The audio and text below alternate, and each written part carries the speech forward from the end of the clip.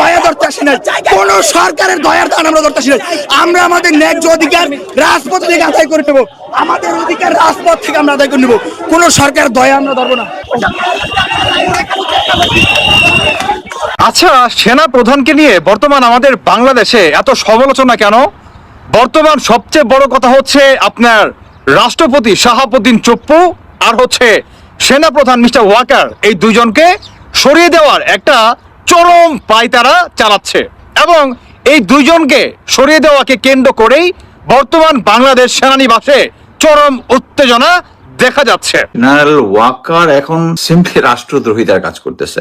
So আপনাদেরকে সতর্ক থাকতে হবে যে তারা যে ক্যাম্পেইন করার চেষ্টা করতেছে জেনারেল ওয়াকারুজ্জামান, তা না হলে কিছু হইতো না। ফেরাউনের বাসায় থেকে মুসা নবী হিসেবে পয়দা হয়েছেন, এখন ফেরাউনের পক্ষে। এখন শেখ হাসিনা তো ফেরাউন বলছেন, তাই না? এখন ফেরাউনকে নিষিদ্ধ করা যাবে। উপদেষ্টা মাহফুজ আলমের উপর বোতল ছুঁড়ে মারার ঘটনায় সামাজিক মাধ্যমে ভাইরাল। হামলাকারীকে চিহ্নিত করেছেন নেটিজেনরা। সারাদিন আবার যমুনা উত্তাল হলো।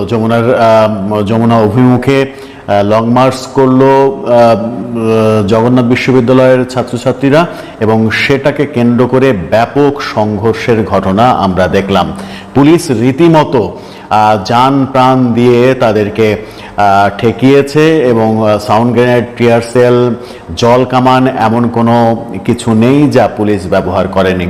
স্মৃতিশক্তি উল্টাপাল্টা হয়। তা আমার ধারণা গতকালকে উপদেষ্টা মাহফুজের উপর জবি শিক্ষার্থীর যে বোতল নিক্ষেপ, এই ঘটনা তো তিনি কল্পনাও করেন নাই যে এই আমলেই এমন কিছু ঘটে যাবে। এরপর তিনি একটা বক্তব্য দিচ্ছেন, এটা দর্শক মন্ডলী আসসালামু আলাইকুম রহমতুল্লাহ। আশা করি সবাই ভালো এবং সুস্থ আছেন। স্বাগত জানাচ্ছি আমাদের আরও একটি নতুন ভিডিওতে। সুপ্রিয় দর্শক মন্ডলী, ভিডিওর থাম্বনেল, টাইটেল ও ভিডিওর কিছু অংশ বিশেষ দেখে আপনারা ইতিমধ্যে ধারণা করতে পারছেন যে আজকের ভিডিওর কতটা গুরুত্বপূর্ণ। সুপ্রিয় দর্শক মন্ডলী, ভিডিওর থাম্বনেল, টাইটেল ও ভিডিওর কিছু অংশ বিশেষ আপনারা ইতিমধ্যে দেখেছেন। সেই অংশ বিশেষগুলোর বিস্তারিত আলোচনা দেখলে আপনারা রীতিমতো অবাক হয়ে যাবেন। আসুন আমরা সেই অংশবিশেষগুলোর বিস্তারিত আলোচনা দেখে আসি। তার আগে আপনাদের প্রতি ছোট্ট একটা রিকোয়েস্ট, যারা আমার চ্যানেলে নতুন, চ্যানেলটি সাবস্ক্রাইব করে লাইক, কমেন্ট, শেয়ার করে সাথে থাকুন। আসুন কথা না বাড়িয়ে সেই সম্পূর্ণ ভিডিওটা দেখে আসি। হামলাকারীকে চিহ্নিত করেছেন নেটিজেনরা, তবে হামলার দায় নিতে রাজি নয় জগন্নাথের আন্দোলনকারী শিক্ষক শিক্ষার্থীরা। রাতভর রাজপথে অবস্থান নেন তারা। মানিক শিকদারের সহায়তায় বিস্তারিত শফিকুল ইসলামের রিপোর্টে। 3 দাবিতে কাকরাইল মসজিদের সামনে দিনভর আন্দোলনের পর রাত 9টার দিকে প্রধান উপদেষ্টার বাসভবন যমুনায় বিশ্ববিদ্যালয়ের উপাচার্য সহ প্রতিনিধি দলের সঙ্গে বৈঠকে বসেন উপদেষ্টারা। পরে আন্দোলনরত জবি শিক্ষার্থীদের সামনে এসে কথা বলেন উপদেষ্টা মাহফুজ আলম। গতকালকে রাতে আমার সাথে কথা হয়েছিল যে আমরা আজকে রাত্রে বসবো। আরেকটা কথা হয়েছিল যে আগামীকালকে শিক্ষা উপদেষ্টার সাথে কথা হবে। তো এই দুটি কথা আমাদের ছিল যে আমরা বসে ডায়ালগ করে আমরা কথা বলে এটা সমাধান করব। শিক্ষার্থীদের সঙ্গে কথা বলার সময় হামলার শিকার হন উপদেষ্টা। তার দিকে পানির বোতল ছুঁড়ে মারা হয়। এরপর সেখান থেকে কথা না বলে তিনি চলে আসেন। কিছুক্ষণ পর উপদেষ্টা মাহফুজ আলম আবারও মুখোমুখি হন গণমাধ্যমের। এ সময় অভিযোগ করেন উদ্দেশ্যপ্রণোদিতভাবে একটি চক্র তার উপরে আক্রমণ করেছে। যারা আন্দোলন করেছেন জুলাইয়ের গণ অভ্যুত্থানে, তারা আমার উপর হামলা করেনি, হামলা করেছে যারা এই আন্দোলনের নামে স্যাবোটেজ করতে চেয়েছেন। আজকে থেকে যমুনা চল জল যাই, যমুনায় চল, চল চল যাই, যমুনায় যাই, এই রাজনীতি, এই মুভমেন্ট আমরা আর হতে দিব না। আমরা এই ক্ষেত্রে স্ট্রিক্ট ভূমিকায় অবতীর্ণ হব। যথেষ্ট হয়েছে। রাত 12টার দিকে জবি শিক্ষার্থীদের পক্ষ থেকে জানানো হয় সুস্পষ্ট ঘোষণা ছাড়া রাজপথ ছাড়বে না তারা। উপদেষ্টা মহোদয় যে ব্রিফিং করেছেন সেটি আরেকটি অস্পষ্টতা তৈরি করেছে।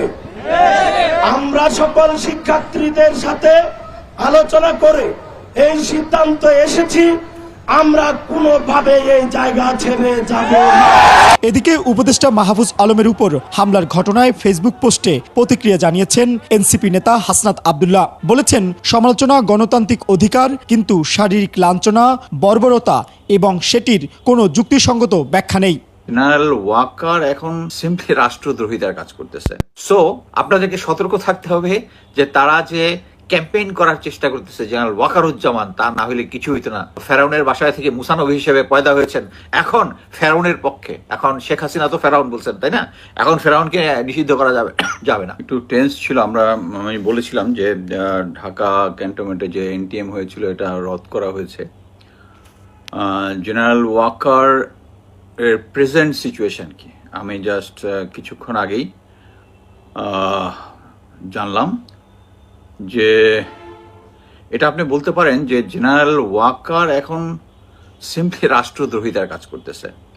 তার যে মিলিটারি অ্যাপারেটাস আছে, তার যে বিশ্বস্ত যারা আছে, এর মধ্যে এই কাজের সাথে জড়িত আমি যে একটু গ্যাদার করতে পেরেছি এটা হচ্ছে ডাইরেক্টর যে military intelligence brigadier general Selim Azad, director military operations brigadier general Hakimuzzaman এবং commandant ASU brigadier general Shams.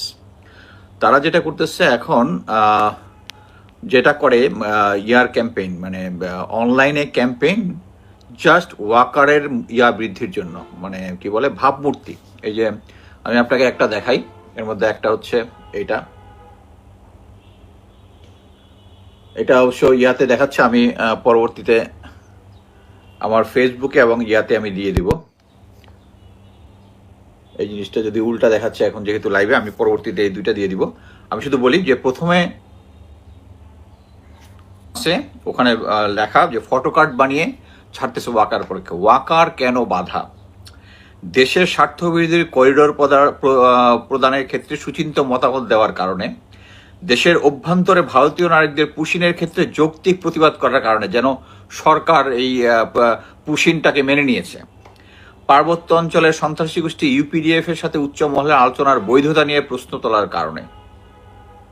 এখানে ইউপিডিএফ এর সাথে উচ্চ মহলে যদি কথাবার্তা বলে, সমস্যা কোথায়? এখানে তো কোনো সমস্যা নাই। এই সমস্যাটা কি জিওসি 9 দিয়ে জিওসি 24 ডিএফ দিয়েছে? I don't think so. দেশের গুরুত্বপূর্ণ সমুদ্র বন্দর বিদেশির হাতে তুলে দেওয়ার যৌক্তিকতা জানতে চাওয়ার কারণে, এই জন্য নাকি সরকার তার প্রতি খেপা। দেশ বিরোধী কমান্ডের সায় না দেওয়ার জন্য, দেশ বিরোধী কাণ্ডে নাকি সে সায় দিচ্ছে না। আর এদিকে উনি গুম খুনের সাথে জড়িত সমস্ত জেনারেলকে কি বলে হারবার করেছে, এখন পর্যন্ত দিয়েছে, 5টাকে পালিয়ে যেতে সাহায্য করেছে। তারপর নাকি দেশ বিরোধী কমান্ডের সায় না দেওয়ার জন্য এটাই নাকি ওয়াকার কেন বাধা? মানে ইটস এ জোক। সে চেয়েছে একটা নতুন আওয়ামী লীগ করার জন্য, যাদের সুশীল আওয়ামী লীগ করার জন্য, যাদের মধ্যে কালিমা নাই, বুকে পাথর চাপা দিয়ে প্রফেসর ইউনূসকে সে মেনে নিয়েছে। রিসেট হচ্ছে আওয়ামী লীগের কার্যক্রম নিষিদ্ধ করার আগে বাধা দিয়েছে, আর সে হচ্ছে সবার উপরে দেশ বিরোধী কর্মকাণ্ডে সায় না দেওয়ার জন্য। আরেকটা হচ্ছে বৈষম্যহীন নয়া বন্দোবস্ত, কতগুলো সাংবাদিকের পেপার কাটিং যেগুলা সরকারের এগেস্টে যায়। প্রধান উপদেষ্টার বাসভবনে 35 প্রত্যাশীদের অবস্থান টিয়ার শেল নিক্ষেপ, মানে টিয়ার শেল মানে 35 প্রত্যাশীদের উপরে টিয়ার নিক্ষেপ করা ঠিক হয় নাই। যমুনা যাওয়ার চেষ্টা, শিক্ষক বিরুদ্ধে পুলিশের জন কামাল লাঠিপেটা, নিচে লেখা হচ্ছে টিয়ার শেল জন কামাল লাঠিপেটা ভার্সেস ঠান্ডা পানি। মানে এই সমস্যাগুলোর সমাধান হয়ে যাবে হচ্ছে যদি জেনারেল ওয়াকার থাকেন। It's a joke. আমি শুধু আপনাদেরকে এইটুকুই সতর্ক করতেছি যে ওয়াকারের পক্ষে যে সমস্ত ফটো কার্ড বানাচ্ছে, এটা বানাচ্ছে হচ্ছে ফ্যাসিস্টের দোসর গোয়েন্দা সংস্থাগুলা, মেইনলি এখানে মিলিটারি গোয়েন্দা সংস্থাগুলা। ডিজিএফআই এবং এনএসআই অ্যাকচুয়ালি এখন একটু ব্যাকফুটিং আছে, আমি যেটুকু খবর পেলাম,